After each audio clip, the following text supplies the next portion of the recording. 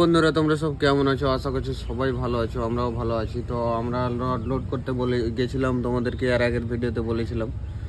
তো দুর্গাপুর থেকে rod load হয়ে গেছে, অবশ্যই 4-5 দিন পরে লোড হলো। তো ভাড়া পাওয়া যাচ্ছে না, আর দুগরাজপুরে এসেছি আর আমাদের একটা বেলুন ফেটে গেছে। যে কী বলবো, এত টেনশন, মাথা খারাপ। একটা বেলুনের দাম নাই করে 40,000-এর মতো আছে।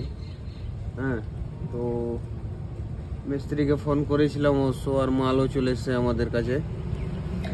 দেখো আমাদের এই বেলুনটা ফেটেছে হালকাটুকু, আর ওর কারণে সব বেলুন বসে গেছে। আর দেখো পাতির ভরে পুরোটা গাড়ি দাঁড়িয়ে আছে এখন বর্তমানে ওটার জন্য, এই বেলুনটার কারণে। আর দেখো পিছন দিক থেকেও দেখাচ্ছি, এই দেখো। আর নতুন মালও চলে এসছে আমাদের, আর চিনপাই পাম্পে আছি আমরা এখন।